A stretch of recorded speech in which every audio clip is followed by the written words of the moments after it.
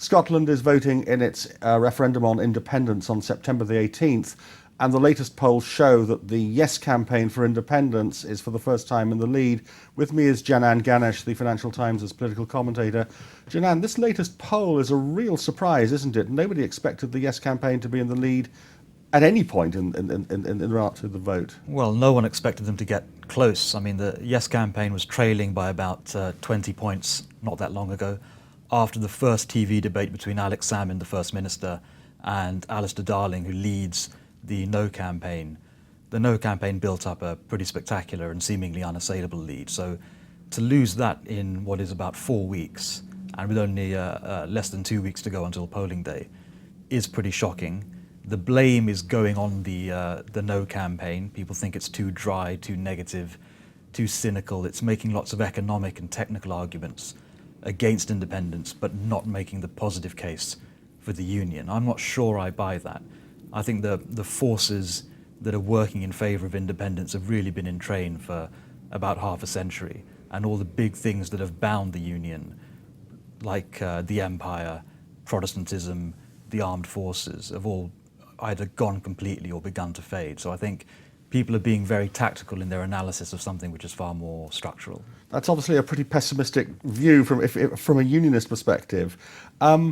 One of the things that's happened in the last few days is that George Osborne has said that there's going to be an announcement this week about greater devolution, with all three parties coming together in a bid to convince the 5 million Scots that there is actually a positive alternative with the No.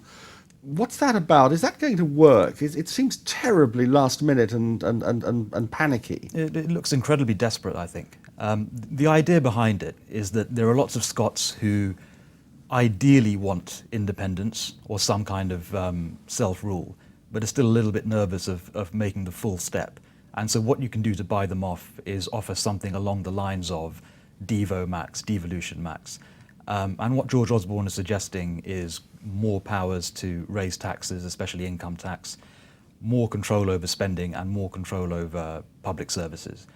And he hopes that that's enough, once it's spelt out later this week, to persuade a few waverers. But it's late in the day, isn't it? People have already voted in the postal votes. I think this was something they had to telegraph 2 years ago at the beginning of this campaign. To do it now, so nakedly in response to an opinion poll, which has obviously alarmed them, looks too political.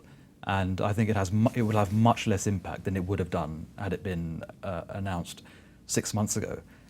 And more than anything, it's not even as if the Westminster parties can agree as to exactly how much power to give to Edinburgh. There are subtle differences, and a lot of it boils down to the fact that if you give Edinburgh Devo Max, which is basically everything short of foreign affairs and defence, then MPs with Scottish constituencies in the House of Commons will be voting on legislation that does not reflect their own constituents, which is the famous West Lothian question.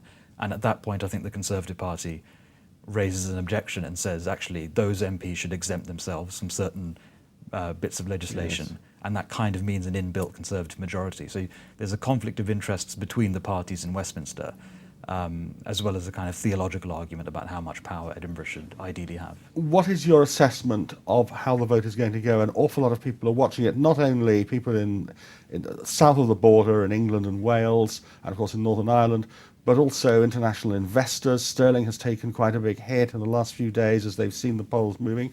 What's your assessment? Well, as well as international investors, the Spanish government are watching this very closely because of the implications for their own secessionist movements in Catalonia and elsewhere.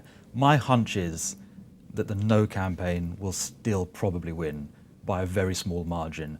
Ultimately, the only poll that we've got that puts the Yes in the lead was the one by YouGov over the weekend. If you take the polls together, then No are still in the lead. I think that the final blitzkrieg of persuasion, with things like greater devolution and letting it be known that the Queen is alarmed about the breakup of the kingdom, things like that in the final. If that is true, but I'm sure it is. Well, it's so widely splashed today, I suspect there is a grain of truth to it. All of that stuff put together, I think, will give the No campaign that extra nudge, and it might be able to eke out a victory. But it's fairly obvious where the trend is historically. It's towards greater and greater devolution for Scotland, ultimately resulting, I think, in independence. If not now, then not too far away in the future. Janan, many thanks.